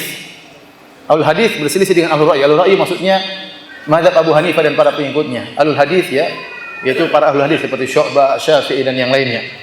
Tatkala Abu Hanifah meninggal dunia, maka Syu'bah yang merupakan ahlul hadis, meskipun khilaf yang kuat di antara ahlul hadis dengan ahlul ra'yi, Syu'bah berkata, laqad dhahaba ma'ahu fiqhul Kufah. Tafaddalallahu alaihi wa alaina bi rahmatihi. Sungguh dia telah pergi bersama Abu Hanifah fikihnya Kufah. Semoga Allah menganugerahkan rahmat kepadanya dan kepada kami. Didoakan oleh siapa? Syu'bah, meskipun mereka khilaf. Imam Syafi'i juga, ya, yang menyelisih mazhab Abu Hanifah, ya. Beliau berkata, an-nasu fil fiqhi iyalun ala Abi Hanifah. Orang-orang dalam masalah fikih kembali kepada siapa? Abu Hanifah. Padahal mazhab Syafi'i dan mazhab Abu Hanifah sering berdebat dalam masalah fikih dalam banyak hal. Demikian juga ditanya kepada Imam Ahmad, in kana al-imamu kharaja minhu dam wa lam yatawadda hal yusalla khalfahu? Kalau ada imam yang keluar darah dari tubuhnya, kemudian dia tidak wudu kembali, apakah kita boleh salat di belakang dia? Maka Imam Ahmad berkata, kaifa la usalli khalfal Imam Malik wa Sa'id bin Musayyib? Bagaimana saya tidak salat di belakang, ya, orang seperti Imam Malik dan Sa'id bin Musayyib? Karena Imam Malik dan Sa'id bin Musayyib memandang bahwasanya keluarnya darah tidak membatalkan wudu. Meskipun menyelisih Imam Ahmad, Imam mengatakan, saya kalau sholat di belakang mereka tetap saya sholat, meskipun fikih saya berbeda.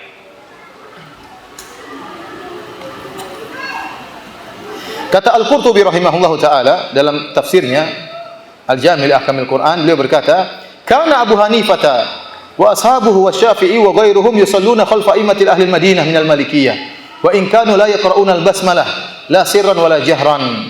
Kata beliau, Abu Hanifah dan sahabat-sahabatnya, demikian juga Imam Syafi'i dan selainnya, mereka salat di belakang imam-imam penduduk kota Madinah yang bermadzhab Imam Malik.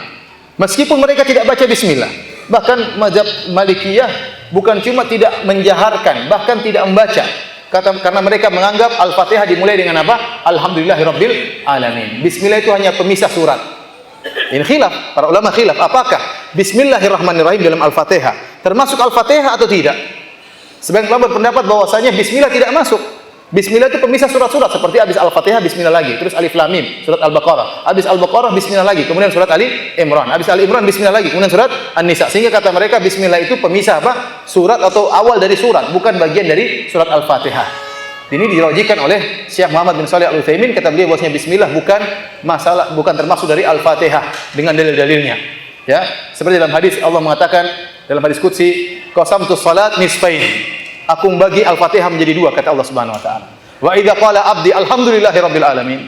Kalau hambaku berkata alhamdulillahirabbil alamin, dimulai dengan apa? Alhamdulillahirabbil alamin. Sehingga sebagian ulama berpendapat tidak baca bismillah, meskipun sir juga tidak dibaca, tidak masalah. Di antaranya imam-imam Malikiyah, ulama-ulama bermadzhab Malikiyah. Ternyata Imam Syafi'i, muridnya Imam Malik, dia pernah sholat di belakang Malik atau tidak? Pasti pernah. Dan juga ulama-ulama Hanafiyah sholat di belakang Imam Malik, dan yang bermadzhab Imam Malik yang tidak baca bismillah sama sekali, baik sir maupun jahar, tetap mereka sholat di belakang. Padahal menurut mazhab mereka, kalau tidak baca bismillah, sholat tidak sah. Kenapa? Karena bismillah bagian daripada Al-Fatihah. Menurut mazhab Syafi'i, bismillah itu bagian daripada Al-Fatihah. Artinya kalau Al-Fatihah ada satu ayat yang tidak dibaca, sah atau tidak?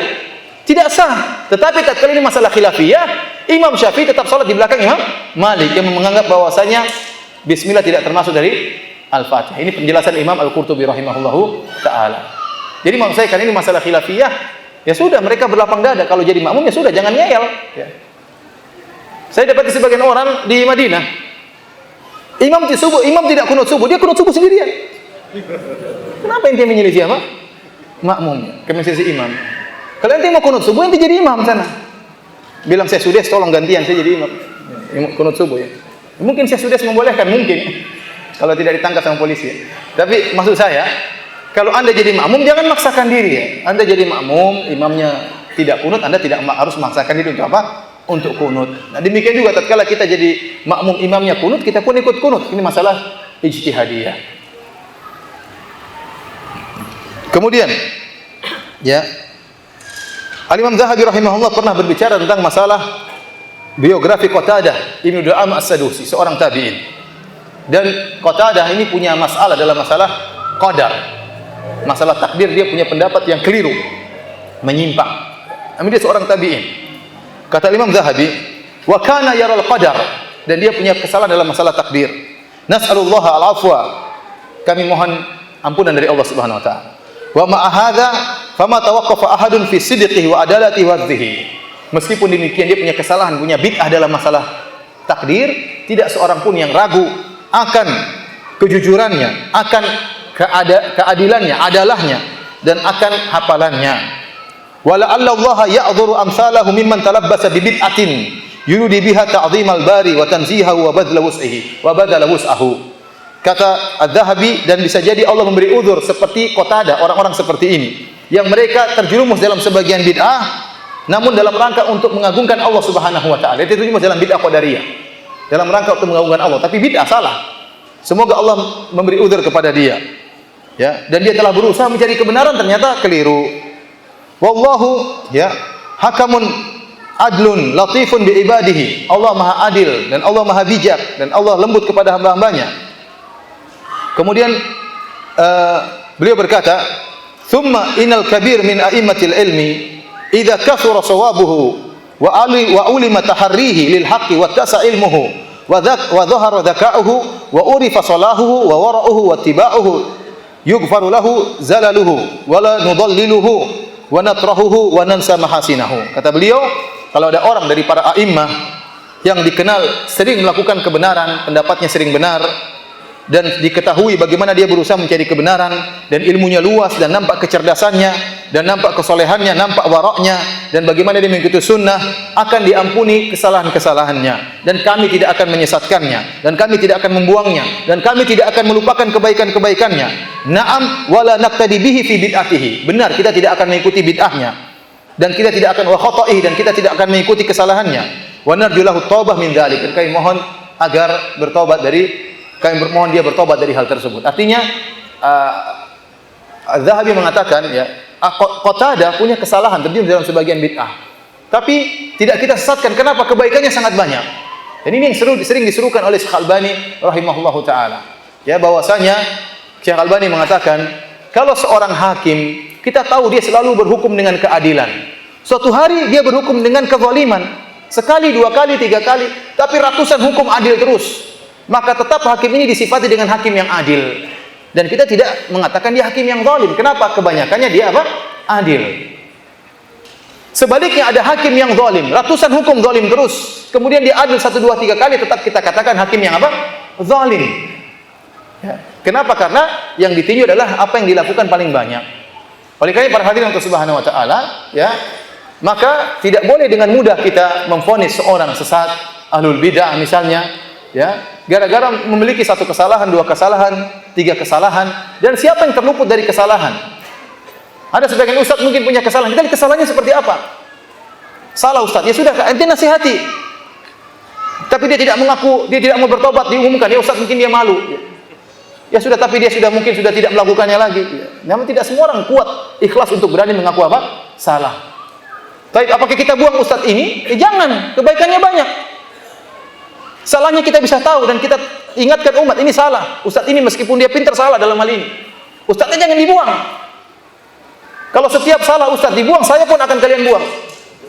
Karena saya pasti punya salah. Kalau saya punya salah, nasihati saya.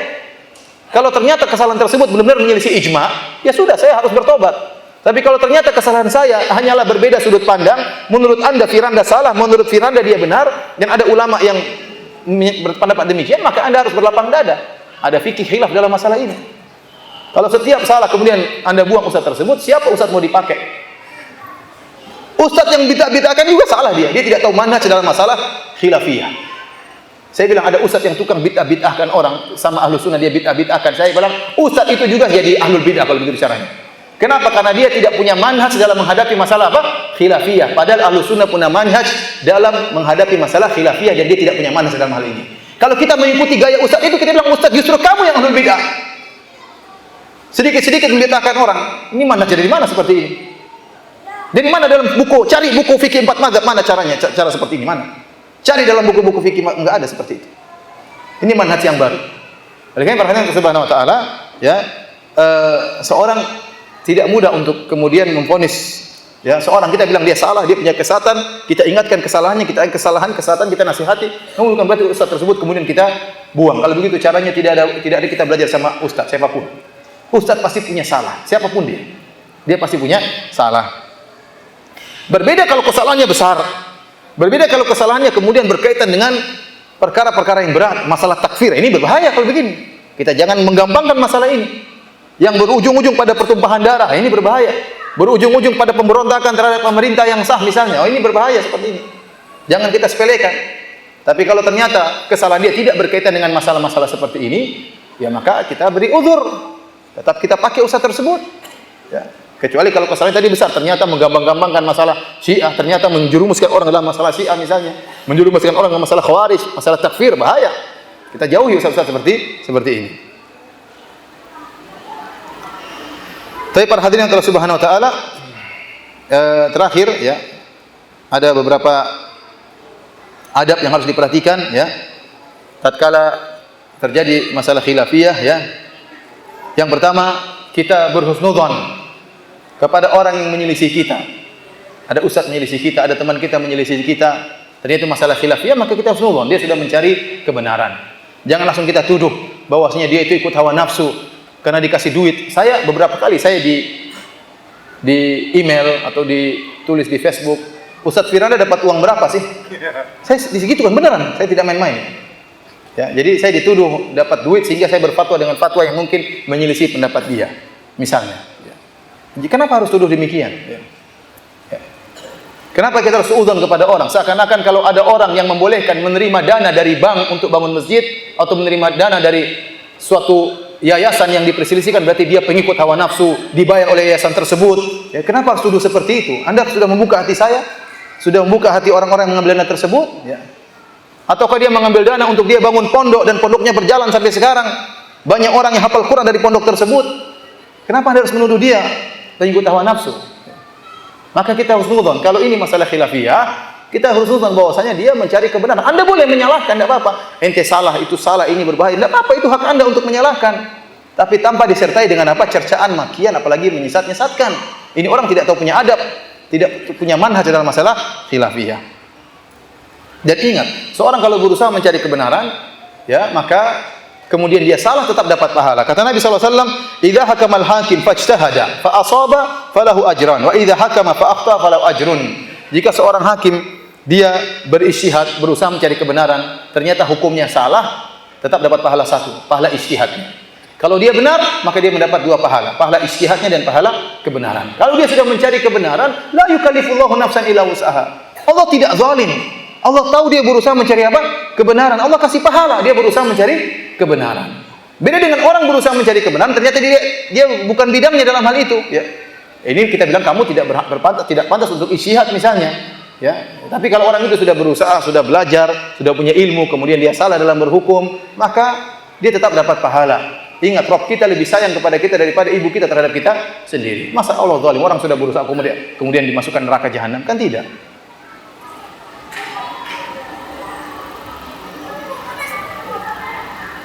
Oleh karenanya, ya,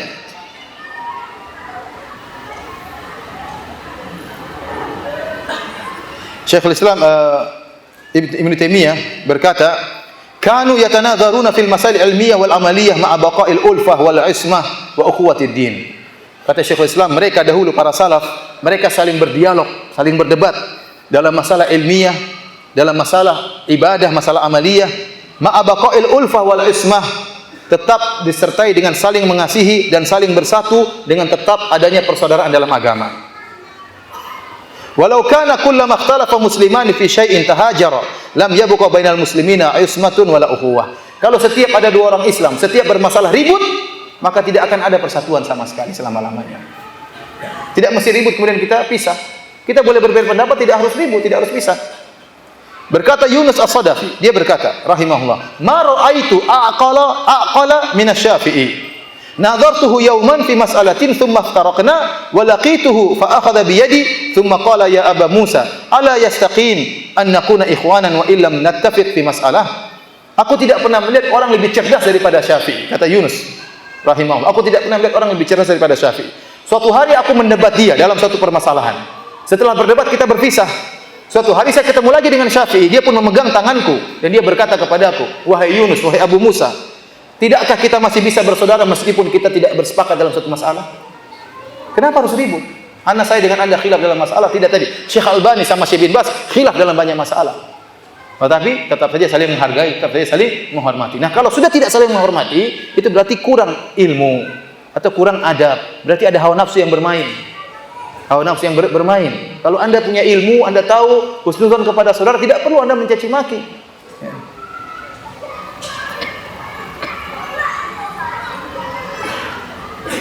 Dan itu akan nampak tatkala masalah timbul khilafiyah. Waktu masalah kemarin, masalah pemilu. Subhanallah, ada yang mengatakan ya, perkataan yang menyakitkan hati, tapi ya sudah, saya biarin aja. Sampai saya ditahdir tidak boleh ngisi satu masjid. Saya tahu itu.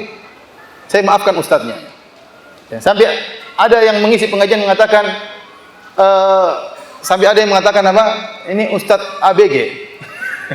Memang saya masih kecil ya. Tapi jangan begitu dong ya. Sampai yang dengar jengkel ya, dengar teman saya jengkel. Jadi masalah waktu dia bilang ini Ustadz ABG, yang hadir pada ketawa. Ya, ente ketawain Ustadz. Tidak boleh seperti itu. Dia tidak menghormati Ustadz itu mungkin ente ambil ilmu darinya ya. Dia punya salah wajar ya. Tapi jangan dijadikan bahan olok-olokan di mimbar-mimbar. Ini enggak benar seperti ini. Ya. Oleh karenanya ada perkataan para salaf, kalamul aqran yutwa wala yurwa. Bahwasanya perkataan di antara sejawat ya harusnya dilipat, tidak boleh diriwayatkan ya.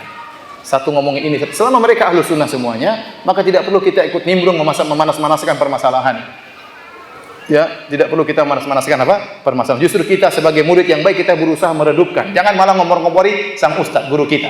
Ya ustaz, habis aja ustaz. Itu Allah, ustaz saja tambah meledak dia. Akhirnya dihabisi di forum-forum, di majelis-majelis. Padahal sesama ahlu sunnah.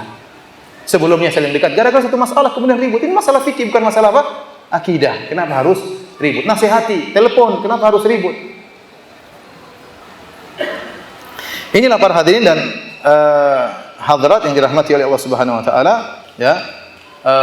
Apa yang saya sampaikan tentang masalah adab dalam masalah khilafiyah semoga menambah wacana kita, wawasan kita bahwasanya kita harus lebih berlapang dada ya, terutama di dalam kehidupan masyarakat. Kita lihat kalau dalam kehidupan masyarakat mereka melakukan suatu perbuatan, suatu amalan yang ternyata di situ ada mazhab Syafi'i yang berpendapat demikian, maka kita berlapang dada. Tidak perlu kemudian kita sesatkan mereka. Ya, selama itu ternyata masih ada pendapat di kalangan ulama Syafi'iyah. Ya. Wallahu taala alam bissawab. Selanjutnya kita lihat ada pertanyaan ya.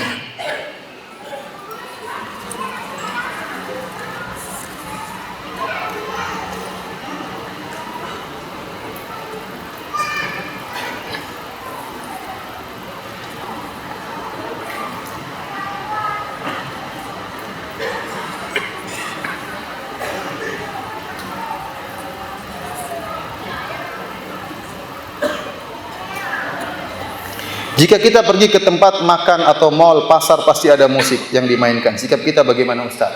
Ini Allah alam bisawab. Kalau di tanah air kita disebut dengan mimma ta'umu bihi balwa, yaitu perkara yang tidak bisa kita hindari. Maka mudah-mudahan Allah ampuni, karena kita tidak sedang mencari untuk mendengar musik, tapi di mana-mana kita dengar musik. Kalau kita harus meninggalkan musik sama sekali, saya nggak bakalan ke Bali. Kenapa? Karena di pesawat pun saya dengar apa? Musik. Belum saya ketemu pramugari. Macam-macam ya. Repot. Terus gimana saya mau ke sini ceritanya? Ya, saya tidak akan pernah ke sini. Beda kalau kita di Madinah. Di Madinah, Masya Allah, kita masuk mall, kita dengar mengaji. Murotal dalam mall. Ini tidak, subhanallah, di Madinah itu indah. Masuk mall dengar apa? Murotal. Di sini langsung saya ke mall, sholat di mall, musik masuk ke musola ya. Repot. Ya. Bahkan beberapa hari yang lalu ya, saya pergi makan di suatu restoran. Subhanallah. Yang diputar oleh pemilik restoran lagu-lagu tahun 90-an. Semua lagu itu saya hafal. Lagu ganti. Kan makan lama, lagu ganti baru lagi itu tahu lagi lah. Subhanallah, sampai ada salah satu teman yang tegur, "Mbak, tolong matikan, Mbak. Ini repot Mbak matikan." Kata Mbak tersebut, "Enggak bisa Mas, banyak orang yang mau dengar." Repot kita gimana? Mungkin kalau bikin restoran sendiri, kira-kira dia bilang begitu. Ya, gimana lagi? Ya. Ini perkara yang sama seperti menundukkan pandangan. Tidak bisa kita tundukkan pandangan, susah. Mau kemana-mana pasti ada yang apa? Kelihatan. Antum naik motor pasti ada kelihatan. Di mana tundukkan pandangan, nabrak nanti. Terus astagfirullah. Jangan alhamdulillah ya. Astagfirullah ya. Ya, ada perkara-perkara yang tidak bisa kita hindari. Bukan kita menggampangkan, tapi tidak bisa kita hindari sama sekali. Seperti ikhtilat, seperti terbukanya aurat, seperti dengarnya musik. Ya kita, ya sudah, mau kemana lagi? Mau ke restoran ada musik, mau kemana ada musik. Ya masa ke restoran, ke masjid, di masjid aja nggak ada musik. Ya kita kan ingin ke pasar, ke pasar gimana? Ke pasar nggak boleh lihat aurat. Kalau gitu nggak bisa ke pasar. Terus gimana caranya? Tanam beras sendiri dong. Ya gimana caranya? Nggak. Ini di luar kemampuan kita. Luar apa? Kemampuan kita. Maka bukannya kita menggampang-gampangkan. Kalau ada restoran yang tidak ada musik, ke situ. Tapi kan tidak susah, tidak gampang seperti itu. Kalau kita masuk restoran ya kita tidak mungkin kita melarang, itu restoran bukan milik kita. Saya punya teman, ya, dia bintang orang Saudi, punya bintang di sini. Ya. Dia datang cerita sama saya kemarin ke Indonesia, saya lagi makan, mereka putar musik, maka saya teriak, matikan itu. Akhirnya mereka matikan. Karena dia orang Saudi. Kalau kita matikan dipanggil polisi, kita ditangkap ya. Ya mungkin mereka segan atau bagaimana, ada tamu. Akhirnya benar-benar dimatikan ya. Tapi kan tidak semudah itu. Kalau antum teriak-teriak dia bilang musik haram, antum dikira orang gila ya. Padahal itu mazhab Syafi'i. Dalam buku Syafi'i, dalam kitab fikih Syafi'i manapun mengharamkan apa? Musik. Antum tanya ulama-ulama atau dai-dai yang berdakwah dengan musik-musik, buka buku mazhab Syafi'i, buku manapun pasti mengharamkan apa? Musik. Namun mereka tidak mengamalkan mazhab Syafi'i dalam masalah ini. Jadi maksud saya, mudah-mudahan tidak berdosa, karena kita bukan itu yang kita cari.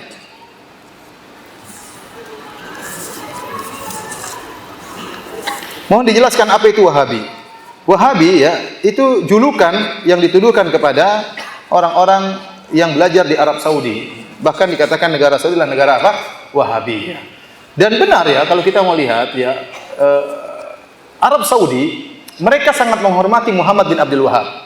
Syekh Muhammad bin Abdul Wahab adalah seorang ulama yang sangat dihormati oleh ulama Saudi. Kenapa? Dia pahlawan. Bagaimana bisa berdirinya negara Arab Saudi? Dahulu Saudi itu kelompok-kelompok kecil, pemerintahan-pemerintahan kecil saling bertempur di antara mereka. Muncullah Syekh Muhammad bin Abdul Wahab bekerja sama dengan Al-Imam Muhammad bin Saud, bekerja sama, maka berdirilah negara Arab Saudi, kemudian disatukan seluruhnya. Makanya Muhammad bin Abdul Wahab di mata orang Saudi seperti tuanku Imam Bonjol di mata orang Indonesia. Artinya wajar jika mereka menghormati, karena pahlawan bukan cuma sekedar ulama, tapi juga apa? Pahlawan yang dengan jasa dia berilah kerajaan Arab Saudi. Namun orang-orang Saudi tidak ada yang fanatik sama Muhammad bin Wahab, kalau saleh tidak diikuti. Dia adalah ulama bermadzhab Hambali sebagaimana ulama-ulama yang lain. Kita pun di Arab Saudi tidak fanatik dengan, saya belajar di Universitas Madinah, saya tidak fanatik dengan Muhammad bin Wahab. Oleh karenanya kita pun belajar di sana fikih 4 mazhab. Kita tidak belajar mazhab Hambali, padahal Saudi bermadzhab apa? Hambali. Dan banyak guru-guru kita dari ulama Saudi yang mengatakan pendapat masalah ini lebih kuat mazhab Syafi'i, masalah lebih kuat mazhab apa? Maliki. Tidak ada fanatik sama sekali. Meskipun mereka bermadzhab apa? Hambali. Adapun orang-orang yang hasad kepada kerajaan Arab Saudi, dan banyak yang hasad, terutama orang-orang Syiah sangat hasad kepada Kerajaan Arab Saudi. Kita bilang Arab Saudi dengan penuh kekurangannya, namun dia adalah negara yang terbaik yang ada sekarang. Syariat Islam ditegakkan, meskipun tidak sempurna, pasti ada kekurangan. Alhamdulillah, yang berzina dihukum, yang mencuri dipotong tangannya. Alhamdulillah, orang-orang menutup aurat. Alhamdulillah, tidak ada tempat-tempat pelacuran. Kalau ada ditangkap ya. Ada tempat pelacuran yang sembunyi-sembunyi di rumah-rumah. Saya pernah punya teman kepala Hayat Amar Ma'ruf Nahi Munkar. Dia mengatakan kepada saya, Firanda, ini bulan Ramadan saya berhasil tutup 30 rumah-rumah yang dijadikan apa? Tempat pelacuran. Tidak resmi semuanya. Ya, maksud saya tapi tidak ada terbuka, dibolehkan, tidak ada. Ya. Alhamdulillah. Ya. Di mana-mana sholat masjid penuh di mana-mana. Alhamdulillah. Ya. Orang negara yang sangat aman. Taruh mobil gitu, dinyalain masuk masjid, nggak ada yang nyuri mobil tersebut. Di Saudi seperti itu. Saya pernah sampaikan ya, saya pernah mau keluar dari rumah, ada mobil di belakang saya, ngalangi mobil saya. Orang Saudi ngawur ini, parkir sembarangan. Maka saya datang ke mobil tersebut, saya buka, saya bel-bel. Mobilnya nyala, ada BlackBerry di sampingnya. Tet, nggak ada orangnya. Akhirnya saya naik, saya mundurin. Kemudian baru saya keluar, baru saya majuin lagi, baru saya pergi. Coba kalau Indonesia, minimal BlackBerry-nya hilang. Ini jelas mobilnya juga hilang.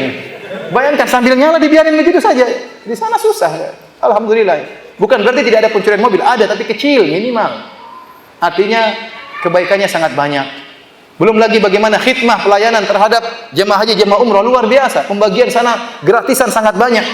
Saya lihat sendiri pembagian gratisan sampai jemaah-jemaah umrah, jemaah haji yang plus, yang kaya raya juga kalau ada pembagian gratis rebut-rebutan. Benar, saya ini jemaah plus. Saya bimbing mereka kaya raya, pembagian gratis, mereka juga semangat padahal mereka kaya raya. Ya. Namun kalau gratis itu menyenangkan ya. Jadi luar biasa, kekurangannya jelas ada, kekurangan jelas ada. Kemudian timbullah isu-isu bahwasanya orang-orang Wahabi suka menumpahkan darah sampai bikin buku judulnya apa, sejarah berdarah sekte Wahabi. Ya, tuduhan yang macam-macam. Apakah ada orang-orang kita waktu berhaji berumrah ketakutan di sana, takut dibunuh sama orang Wahabi? Enggak ada, justru aman kalau di sana. Justru sampai ke Indonesia malah kita ketakutan, dicuri, diampu, dirampok ya. Macam-macam, pagar harus dikunci, mobil hilang ya. Di sana tidak ada ketakutan sama sekali, apa yang ditakuti? Mana haus darahnya? Apakah Arab Saudi tidak membantu negara-negara Islam yang lain? Sangat membantu. Tidak memandang itu mazhabnya apa, dibantu semuanya. Indonesia dibantu berulang-ulang.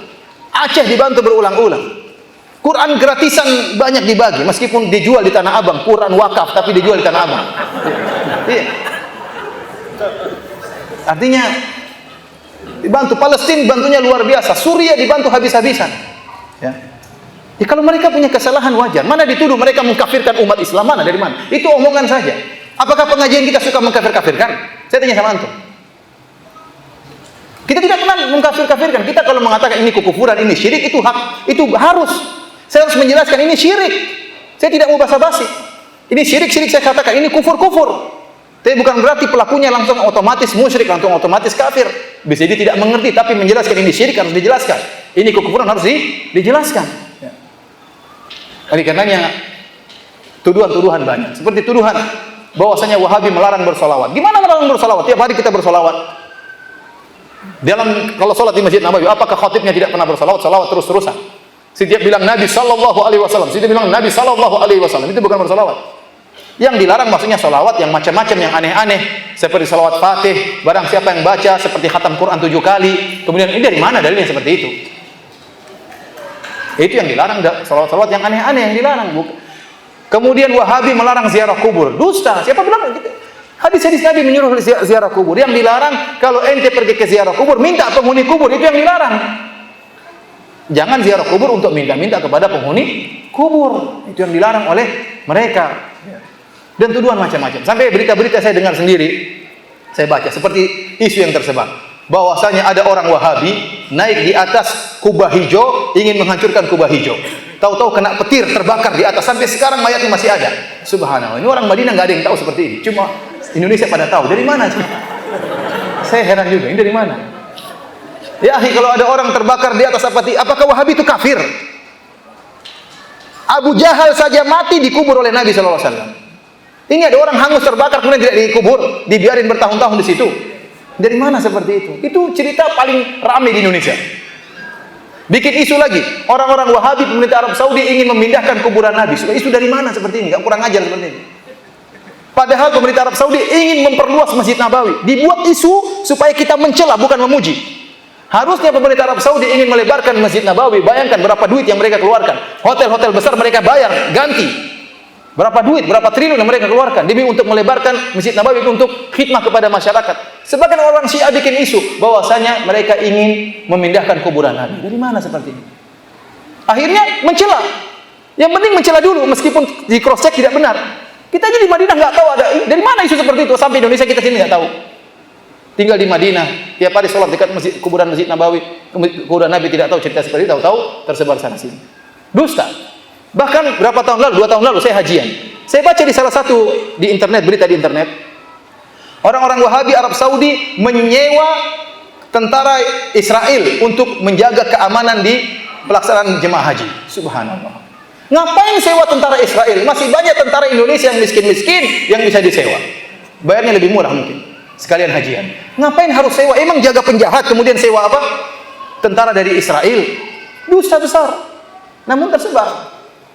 Artinya para hadirin, maksud saya, sekali lagi saya katakan Arab Saudi negara yang saya lihat sangat baik dengan segala kekurangannya. Tapi kita harus memandang dengan kacamata yang adil.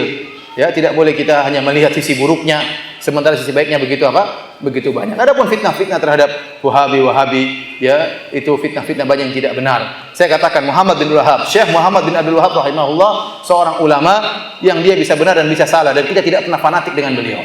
Dia tidak pernah fanatik dengan beliau.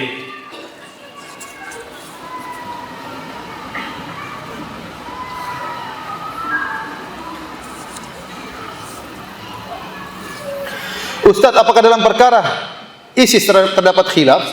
Antum lihat khilaf dari mana? Antum lihat ya. Bagaimana bentuk takfir yang luar biasa dilakukan oleh ISIS. Dan itu berimbas ke Arab Saudi. Paman bunuh anak, bunuh pamannya, ponakan bunuh pamannya. Ada yang bunuh ibunya. Ada yang ngebom di masjid. Bahkan terakhir bom di masjid di tentara Saudi. Karena mereka sama pemikirannya seperti takfir yang ada di sini. Ya, Saudi kafir, Raja Saudi kafir, tentaranya semuanya kafir, sama seperti takfir di tanah air kita.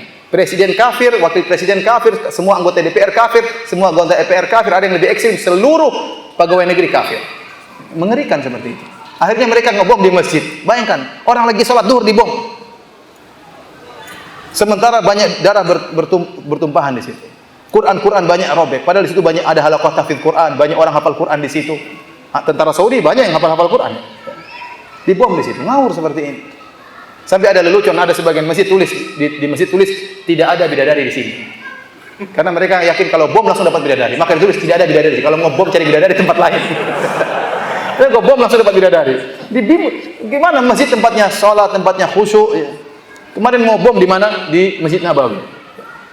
Ya, saya tidak mengatakan, saya tidak menuduh mereka ISIS, tapi saya katakan mereka pemikirannya takfiri.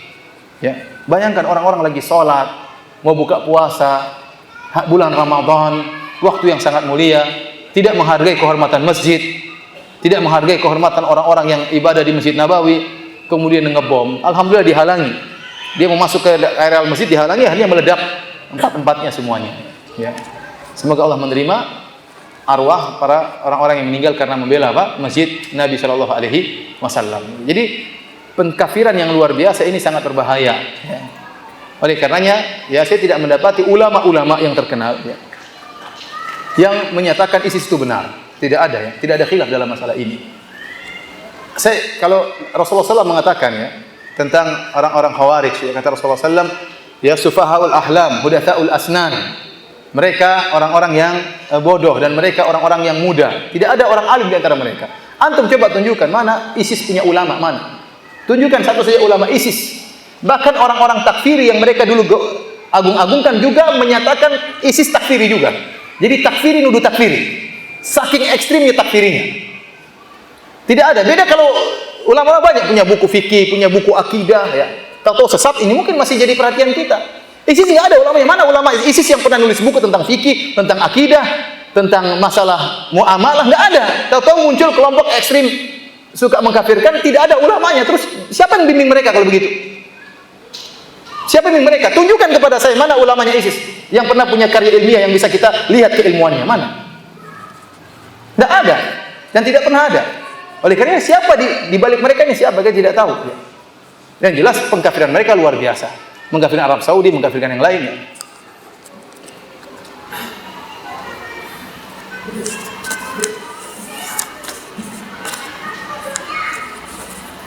Sudah.